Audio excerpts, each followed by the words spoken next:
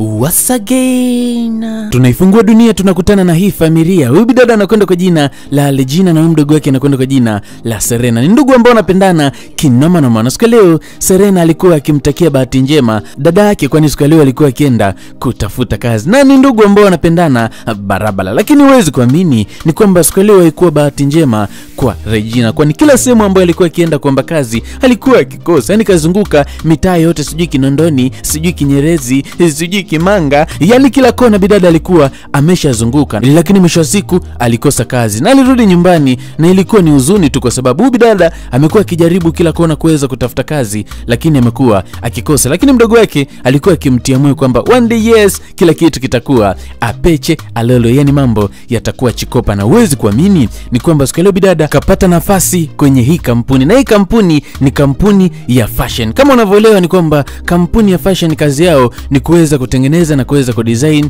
mavazi ya aina mpya, kuweza kuhakikisha kwamba wana design na kuweza kuyaingiza sokoni. So bosi kaweza kumwambia bidada kitu ambacho anatakiwa aweze kukifanya. Inabidi ende akadesign mavazi kadha wa kadha mapya ambayo haijawahi kuonekana, lakini yawe na mtindo ambao watu wengi wataupenda na mtindo ambao watu wengi watapendelea. Hiyo ndio ilikuwa kama interview ya mtoto wa kike, kwamba inatakiwa aende akaandae mavazi ambayo yatakuwa ni ya tofauti na yatakuwa ni ya kuvutia kwa kila mtu ambaye atakuwa akiyatazama, kwani bidada professional yake alikuwa amesomea masuala ya fashion. Huwezi kuamini ni kwamba mtoto wa kike baada ya kuweza kufika home maskani, kazi ambayo alikuwa nayo ni kuweza kuhakikisha kwamba ana design michoro ya mavazi ambayo yatakuwa ni ya tofauti. Na baada ya kuweza kufanya hivyo, alikuwa akitafuta fundi bora ambaye ataweza kumsaidia kuweza kushona mavazi ambayo yatasaidia yeye kwenye interview yake. Na mdogo wake akawa anamuelekeza mtu ambaye atakuwa ni bora zaidi, anaweza kumsaidia dada yake kwenye masuala mazima ya mashono ya yale mavazi ambayo bidada alikuwa ameyachola kwenye michoro yake. Lakini issue ilikuwa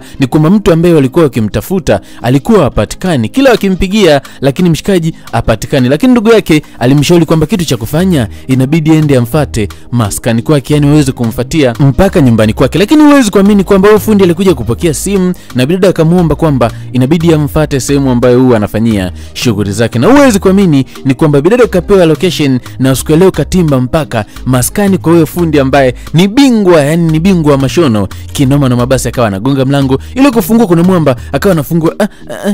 Mambo vipi, uko mzima? Mshikaji kumwangalia mtoto wa kike bonge la pesi. Basi mshikaji akamwalika bidada mpaka ndani, na mwamba anakwenda kwa jina la Kane, na ni bonge la fundi ambaye anakubarika sana hapa town. Basi bidada akampatia michoro pale na mshikaji akawa anacheki pale kila kitazama anaona bidada ni fundi kinoma noma, ni bonge la designer, kila kitu umefanya ni wewe. Bidada akawa anakubali kwamba kila kitu kafanya ni yeye. Mshikaji akawa anamkubali kwamba huyu bidada ni bingwa kinoma noma. Unajua watu wengine hawajuagi ni kwamba mtu ambaye ana design na mtu ambaye anashona ni watu wawili tofauti. Basi mshikaji akaenda kuchukua mazagazaga pale, na kilichofuata ni kwamba inabidi aweze kumpima huyu mtoto wa kike, kwani mavazi ambayo inabidi yaandae inabidi yawe ni mavazi yake mwenyewe, ili akiyapeleka kwenye ile kampuni waweze kukubali kiurahisi. Basi mshikaji akawa anampima pima mtoto wa kike, lakini hawana jinsia tofauti. Yani hapa kuna wa kiume alafu kuna wa kike, kuna namna, kuna vitu huwa vinajivutavuta.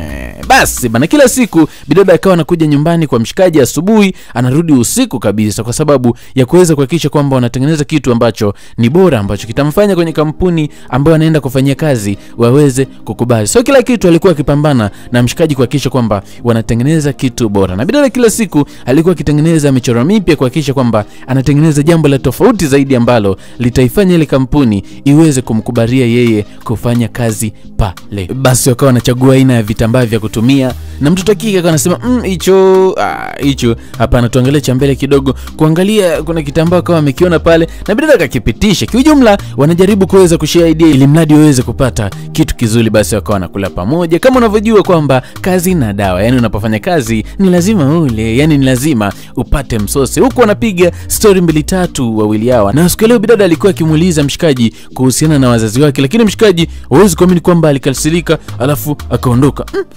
nimekosea kumuuliza. Mshikaji alifika chumbani alafu akawa anawaza kweli. Basi bidada akamfuata pale na akawa anamuomba msamaha mshikaji, kwani itakuwa labda kamkela au kauliza swali ambalo lilikuwa nje na kile ambacho kimemleta hapa nyumbani kwa mshikaji. So alikuwa akiomba msamaha, lakini mshikaji kamwambia hakuna shida, kila kitu ni ya Pecha Lolo, yani kila kitu ni sawa. Na ipo sababu ambayo inamfanya mshikaji ataki kuzungumzia masuala ya wazazi wake, na akamwambia mtoto wa kike kaa hapa. Na uwezi kuamini ni kwamba mtoto wa kike akakaa pale na mshikaji akawa anamwambia kwamba kila kitu mimi nadhani kipo sawa. Na uwezi kuamini ni kwamba akaanza kusogeleana, hilo busu linapigwa ghafla simu ikawa inaita pale ya mshikaji.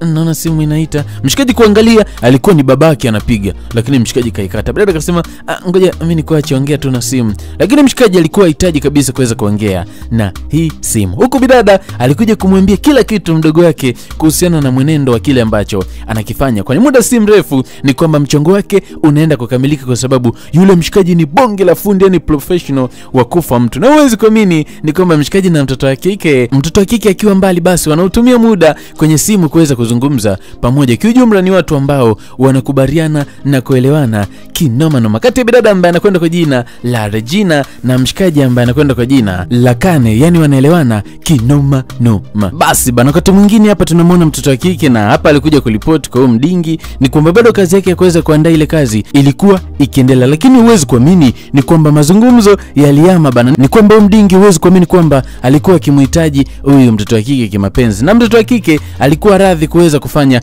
jambo lolote. Kikubwa tu maelewano ni kwamba mdingi inabidi kwanza aweze kumpambania aweze kupata kazi kwenye kampuni, na baada ya kila kitu kwa Pecha Lolo, basi alikuwa radhi kuweza kufanya naye chochote ambacho anakihitaji, kwa sababu tu ya kuweza kusaidia familia yake, kwani ameweza kutafuta kazi kwa muda mrefu sana na ametafuta kazi kinoma noma kwa sasa hivi hajari lolote. Basi bana, wakati mwingine bidada ndo mavazi ambayo alikuwa ameandaa kwa mara ya kwanza kabisa, ndo ambayo mshikaji alikuwa ameyadesign. Basi bidada akawa anacheki pale, wow, kikweli ni mazuri.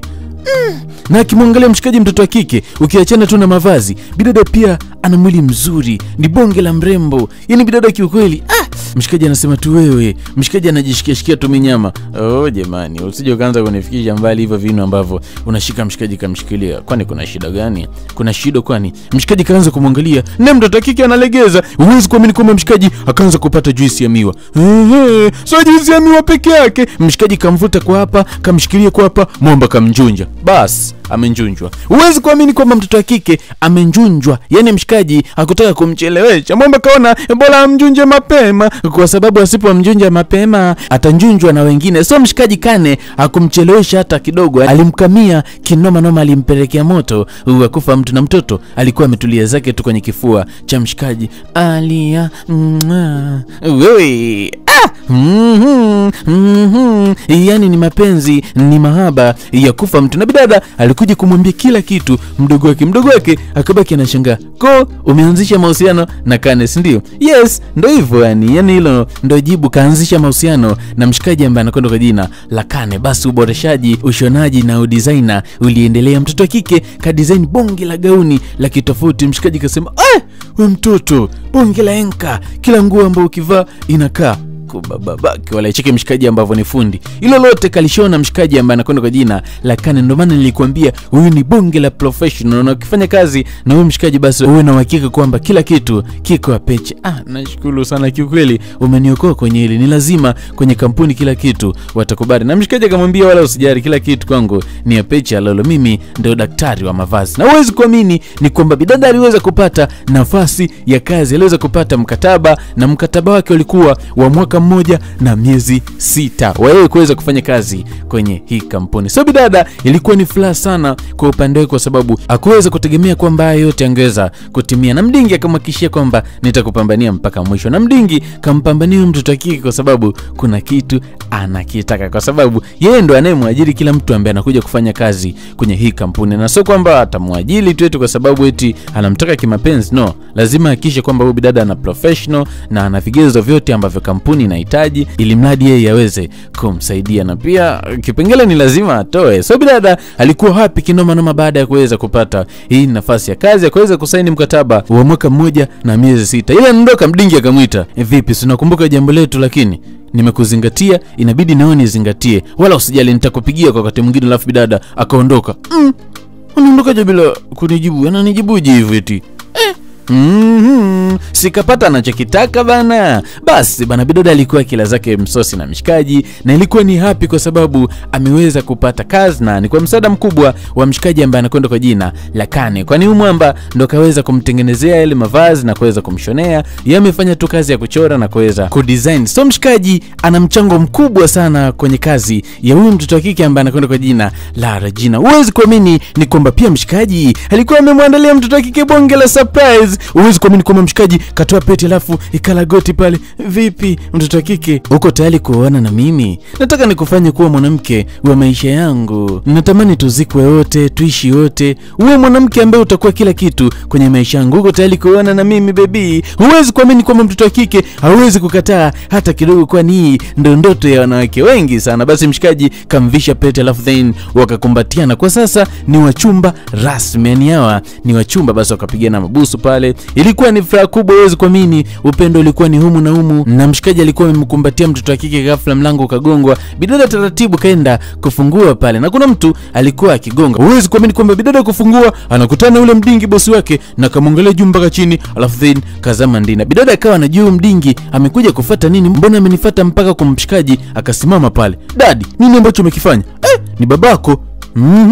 Huwezi kuamini kwamba wawili ni baba na mtoto. Bidada ikabidi ajichenge pale, kaona ngoja asinunue ugomvi, na mshikaji akawa amefoka. Sini nilikukataza kuja nyumbani kwangu. Nini ambacho kimekuleta? Nini ambacho kimekuleta? Ni kwamba hawa wawili hawaelewani, baba na mtoto wanachukiana kinoma noma. Babake.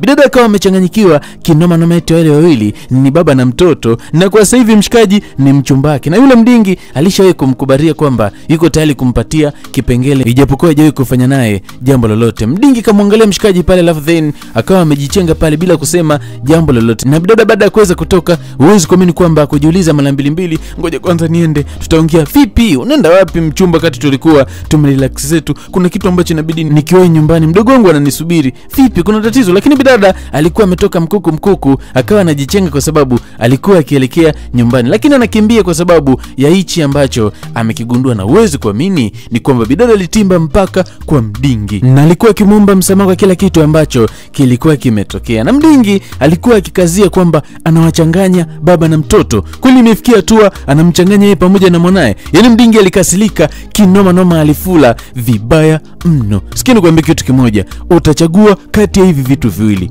Utachagua kazi au utamchagua Kane. Kwa chagua kitu kimoja kati ya hivi viwili, kati ya Kane au kazi. Kama unataka kazi inabidi uachane na Kane, na kama hauhitaji kazi basi endelea na Kane. Bidada akasimama pale, nani na kusisitizia fanya hivyo, toka kwenye ofisi yangu. Huwezi kuamini ni kwamba mdingi alimfukuza huyu bidada kimaso, alimtimua kwenye ofisi yake kwa sababu kamwangusha. Yeye anamtaka, alafu then anatembea na mtoto wake, alafu yeye na mtoto wake azivi hata kidogo. Huwezi kuamini ni kwamba mtoto kike alichukua jukumu la kuchagua kazi, na huwezi kuamini ni kwamba alimpigia simu mshikaji na kumwambia kwamba tuachane. Yaani kwa sasa hivi mimi na wewe uchumba wetu umeishia hapa. Yaani bidada mpaka analia kwa sababu hahitaji kuwa na mshikaji, kwani familia yake ni ya muhimu kuliko chochote. Hawezi kuitunza familia yake bila kufanya kazi. Mshikaji alijaribu kuweza kumbembeleza mtoto kike, lakini mtoto kike ilikuwa ni ngumu kumuelewa. So mshikaji alilani, yani alikasilika barabara. Na bidada alikuja mpaka kwa mdingi na kumwambia kila kitu ni ya pecha lolo. Ameamua kuchagua kazi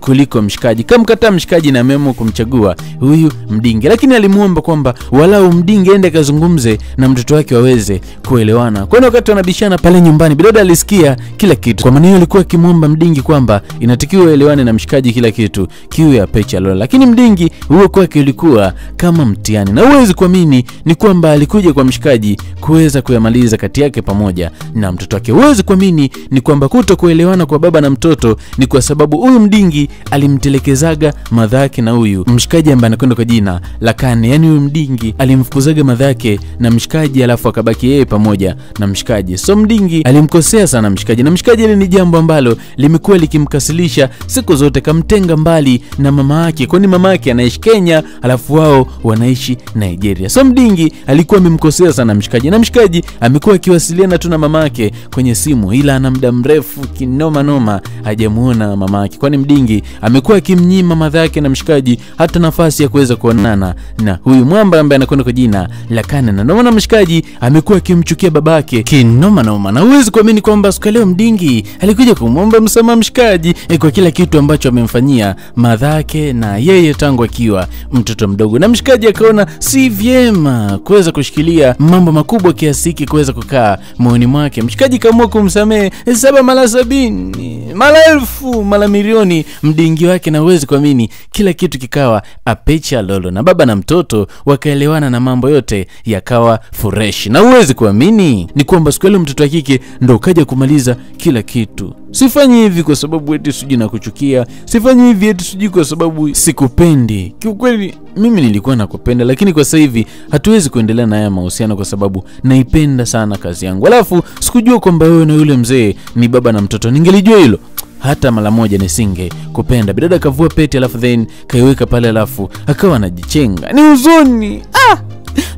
Jamani mshikaji anatamani hadi kulia, anatamani kumzuia lakini hawezi. Lakini huwezi kuamini ni kwamba bidada alikuwa ni mtu wa kulia kila siku, yani kila siku alikuwa ni mtu wa kulia. Kiukweli siwezi mdogo wangu, nimeshindwa kabisa kumwacha huyo kaka. Huwezi kuamini kwamba mtoto wa kike kashindwa kabisa kuweza kumwacha mshikaji, yani ameshindwa, ni kwamba anampenda kinoma noma, fall in love, yani kazama kwenye penzi la mshikaji. Ile ndio tunaita penzi mdumbukio, yani kadumbukia mzima, miguu, mikono, kichwa, tumbo, mpaka malapa, mpaka majombo, kaingia nayo mpaka ndani. Amezama kwenye penzi la mshikaji ambaye anakwenda kwa jina la Kane, na alijirudi kwa mshikaji. Na uwezi kuamini ni kwamba mshikaji kamsamehe, na akasamehe kila kitu ambacho bidada alikitamka. Na bidada alizungumza kwamba alitamka tu kwa sababu alikuwa elewe ni kipi ambacho anaweza kukiamua kwa wakati huo, ila kwa sasa hivi anamhitaji sana mshikaji kwa sababu ndo mwanaume wa maisha yake. Yani ameamua kabisa kumchagua mshikaji kwamba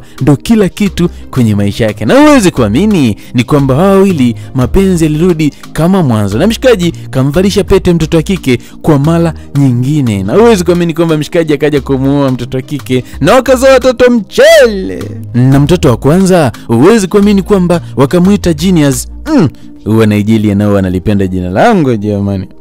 Wewe kwa wale maoni ushali pamoja na matangazo, namba ni ile ambayo iko upande wa juu upande wa kushoto 0755660003. Dropisha comment yako, niambie unaitwa nani, tukio wapi na maoni yako wewe ni yapi. Usahau kuweza kusubscribe YouTube channel yetu. Na mimi ni yule Genius sauti ya Simba. Wengine wanapenda kuniita The Ghost, au unaweza kuniita Genius 1 ama Genius Swahili Movies. Ciao.